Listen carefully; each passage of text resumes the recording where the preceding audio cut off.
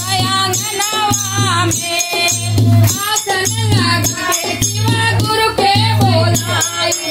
आसन लगा के शिवा गुरु के बोलाई अरे आसन लगा के शिवा गुरु के बोलाई आसन लगा के शिवा गुरु के बोलाई गंगा जल से उनका चरण धोलाई गंगा जल से उनका चरण धोलाई अरे गंगा जल से उनका चरण धोलाई गंगा जल से उनका चरण धोलाई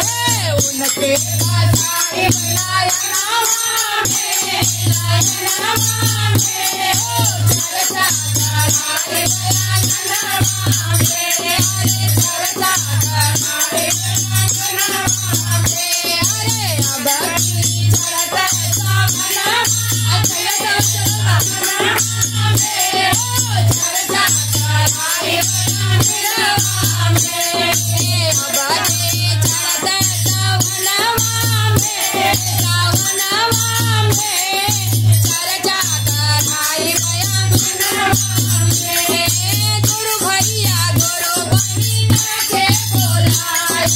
गुरु भैया गुरु बहिना के बोलाई अरे गुरु भैया गुरु बहिना के बोलाई गुरु भैया गुरु बहिना के बोलाई अरे चर्चा करब कीर्तन कराई चर्चा करब कीर्तन कराई अरे चर्चा करब कीर्तन कराई चर्चा करब कीर्तन कराई अरे दया मांगर मिलके सरमा में ओ चर्चा कराई आंगनवा में अरे दया मांगर मिलके सरमा में ओ चर्चा कराई आंगनवा में अरे भक्ति चरता सवनवा में अरे चर्चा कराई आंगनवा में ओ भक्ति चरता सवनवा में चर्चा कराई आंगनवा में भैया हरे नर नीलमति दिए हैं भैया हरे नर नीलमति दिए हैं जैया हरे नर नीलमति दिए हैं भैया हरे नर नीलमति दिए हैं शिव गुरु के तीन सूत्र हम पाइबे शिव गुरु के तीन सूत्र हम पाइबे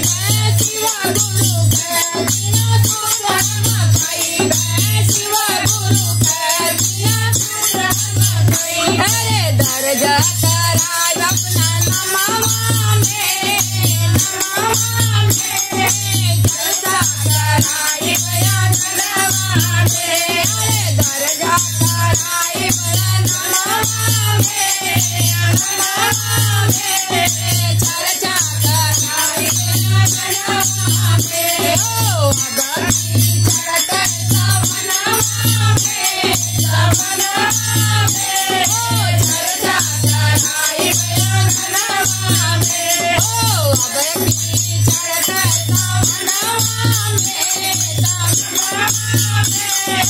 चर्चा कराय आंगनवा में अरे चर्चा कराय आंगनवा में हर हर हर